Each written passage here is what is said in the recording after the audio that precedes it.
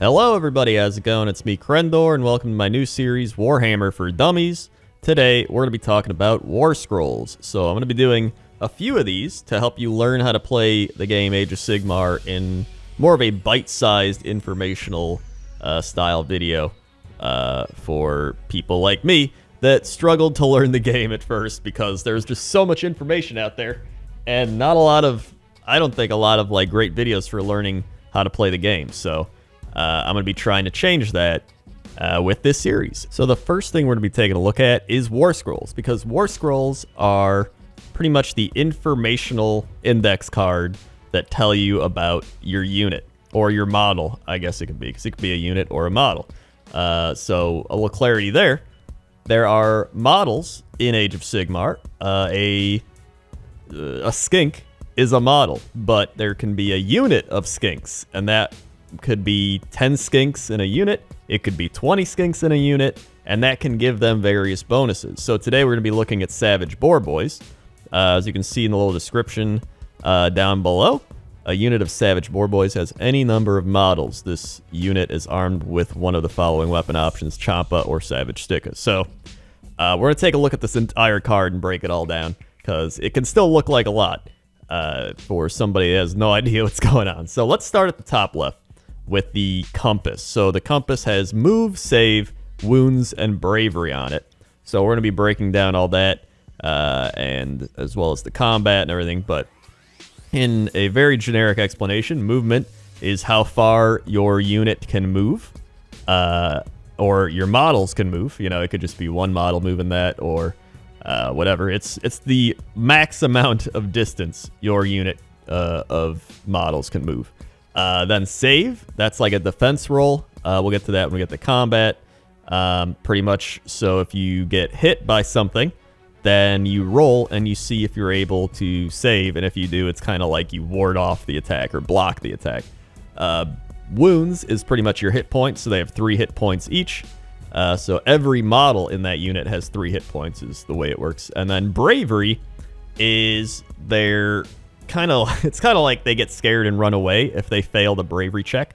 Bravery can be a little complicated, so we'll get into that when we get to the right moment. So take a look at the rest of the card.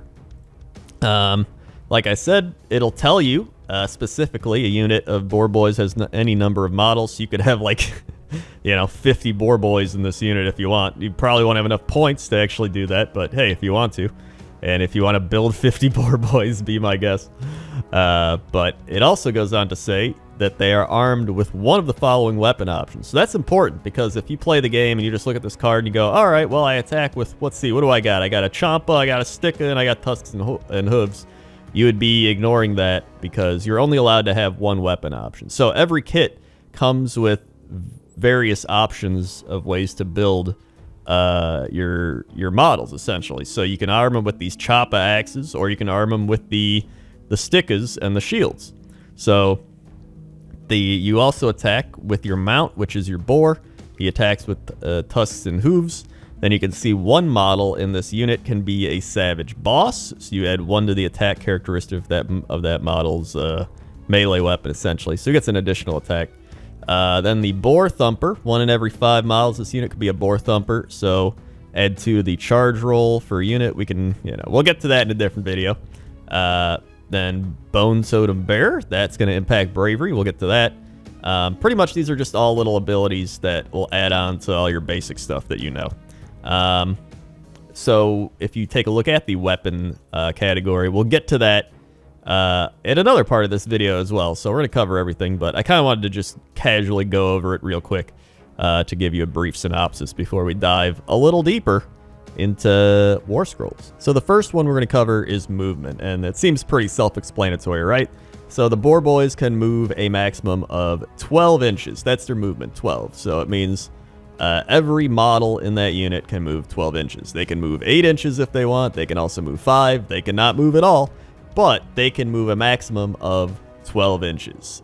There's ways to move more than that, but we're not going to cover those in this video. And there you go. If you did that, you finished your turn, you moved 12. Good job. You can also make a conga line of boars. Maybe there's an objective you want to stay by. Let me just, there you go. There's an objective, so we're still holding that, but we've also moved. And, you know, neat. That can also be a valid turn. Now, let's say you ended your turn with one of these models 2 inches or 3 inches away from another unit or further. He would actually have to leave because it's like he gets lost from the unit. So all your models within the unit have to be within an inch of each other, or bad things will happen. So next up, we've got wounds and save rolls. So wounds are your hit points. Save is pretty much your ability to block or deflect or negate attacks. And for the purpose of this tutorial educational combat video, I've brought in some Orruc brutes, and they're going to be fighting against these boar boys. So there's various ways to enter combat. We're not going to get into that today. We're just going to go over, you know, actually fighting and reading the war scroll, just so we can get an understanding of it. So my boar boys are equipped with savage stickas and not champas, as I mentioned earlier. And I also have a drummer and a totem bearer, but you might be like, how do they fight with a drum and a totem? Well, they pretty much get their attacks counted as spears. So they attack the same as the spear-carrying guys, but they just get to be special and have a drum and a totem that gives them bonuses for other things besides combat. So taking a look at the melee weapons, we have savage stickas, and they have a 2-inch range, so that means they can reach an extra inch compared to the other weapons. So if there's guys in the back, they can reach them because the sticks are long. Stickas are long. They get 3 attacks each. The leader adds 1, so we're going to have 16 total attacks. Each boar gets 3, the leader gets 4. And they're hitting on 4s and wounding on 4s with no rend, 1 damage. So we'll get a little more into those numbers as I show you the example. All right, so we've got our 16 dice here ready to roll. So again, we're hitting on 4s and wounding on 4s. So that means we're going to roll all these dice, and we're going to pick out the 4s. This one's kind of cocked over there, so we roll that again. Okay, there we go. And then we pick out all the 4s. Well, we'll take out all the non-4s here. There we go. I'm probably going to miss one. All right, so we got all these. And then we're going to roll again. And we're wounding on 4s. So it looks like we've only wounded on 4 of these. So 4 go all the way through, and they do 1 damage each. So now for the brutes, we will take a look at their save. This is going to be saving on 4s. All right, so we're saving on 4s, and 3 go through. 1 gets blocked. So because they have a 4-up save, I rolled 1-5, so he blocked 1 of the damage, but he's going to take 3 damage, and they actually have 3 wounds. So 1 of them dies. So that is 1 dead Orruc brute. Now, we're not done with the attack phase because we still have the tusks and hooves. The boars themselves have to actually attack, and they get 2 attacks each, only a 1-inch range. Doesn't matter because everyone's fighting right in front of them. And they're hitting on 4s and wounding on 4s as well. So that's going to give them 10 attacks in total for this fight. And here we go. I've got all the dice ready to go. And there are, it's a pretty good roll for the boars. So all these are going to hit. And then wounding on 4s. So we get 3 more damage coming in. So they need 4s to save. And hey, look at that. They saved all of them. So no damage goes through. And the other brutes live to fight another day. So here we go. We've got 4 brutes that are alive. But let's take a look at their war scroll just to make sure we're doing everything correctly. So charging into battle with joyous bellows, brutes seek out the largest enemies to batter into submission. Wearing the thickest armor and wielding huge weapons, they enjoy nothing more than dishing out a good and proper bashing. Unit of Orruc brutes has any number of models. The unit is armed with one of the following weapon options: pair of brute choppas or jagged gore hacka. 1 in every 5 models can replace their weapon option with a gore choppa. And it just so happens the gore choppa guy is the one that died, so you're not going to see any gore chopping today.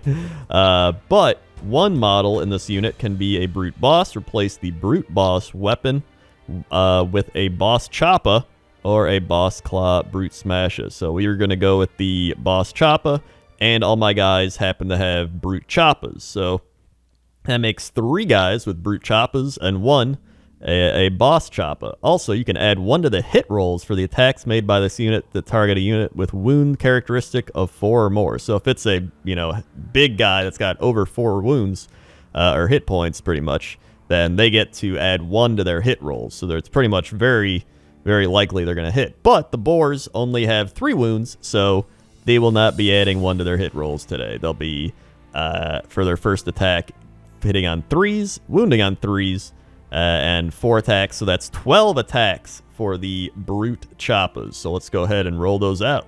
All right, we've got the 12 dice. Here we go. We need 3s. And we've got 4 miss. So actually 8 hit. That's a lot of hits coming in here. And then we're going to go ahead and roll this. And we get 3 miss. So 5 hits. That's actually very good.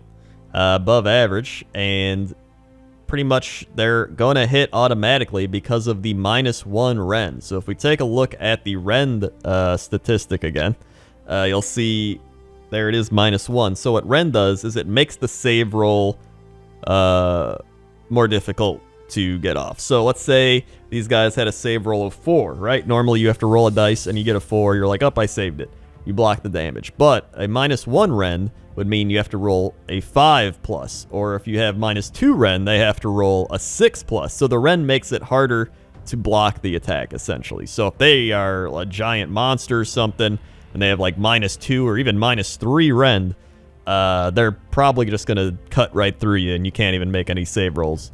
And in this case, the -1 rend is good enough to push their 6 save to a 7 and just straight up kill one of the boar boys, and it's going to put 2 damage onto another one. So another one is pretty much down to 1 HP, and you can either put a little damage counter counting up or down. It's up to you, but Drummer Boy is hurt.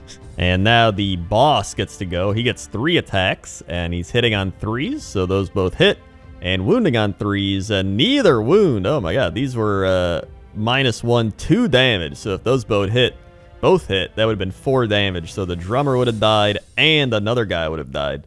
So that's pretty important that they avoided taking that damage. And that is the combat phase. So now Battle Shock. Actually, I should clarify what Battle Shock is, because, you know, that's what this video is trying to do. So Battle Shock is it's what happens at the end of the combat phase for any units that have lost models. So in this case, the Orruc Brute unit lost 1 model, and the Savage Boar Boys lost 1 model.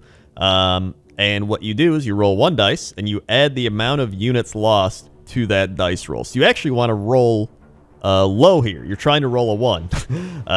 For once in the game, you're trying to roll low. So, for example, if we rolled a 6 here, and actually, you know what? I'll just show you. All right, so let's show it right here on the battlefield. All right, here we go. So we're gonna roll a dice, and we roll a 2. So that's actually a good roll. That means 2 plus 1 loss is 3. They have bravery 6, so they are okay. So they don't lose anymore. They're brave today, and they're staying, and they're fighting. Now, let's say I rolled a 6, right? Then you would say 6 plus 1 lost is 7, so that's 1 higher than 6, so you would lose 1 guy. So if you roll equal to your bravery, you're okay. If you roll higher than your bravery, that is the amount of models you lose in that unit. So rolling for the Boar Boys, we roll a 3, they lost 1, so they have a bravery of 5. So that's a 4 roll, and they're okay. Now, let's say we rolled a 6 over here, right? That would mean, 6 plus 7, that means 2 boars are going to flee. But wait, there's a totem! And the totem adds 1 to your bravery. So because this totem bearer is in the unit, he's going to make our bravery go from 5 to 6, and we're only going to lose 1 boar in this scenario, because that is a roll of 6 plus 1 guy lost is 7. Totem makes it a 6 bravery, so you would only lose 1, because that is 1 above their total bravery. It can be, this is one of the more confusing things to actually learn, but once you get used to it, you're like, oh, all right, it's not too bad. It's one of those things that sounds more complicated than it actually is. So that's it. That's Warscroll for Dummies. Hopefully I taught you some little tidbits about playing the game. We're going to definitely get more in-depth in the next videos, but I don't think it'll be too bad. Here's me rolling some dice to look artistic, but it really just kind of looks weird. So, thank you for watching. Click the like button, share it with people you think might like this video, thumbs up, comment, tell me what you think, And I hope you learned something, because a lot of people buy these models and they're like, you know, it comes with this card of information. I don't know what this means, but hey, now you kind of do. So I hope you learned something today. And yeah. Okay. See ya.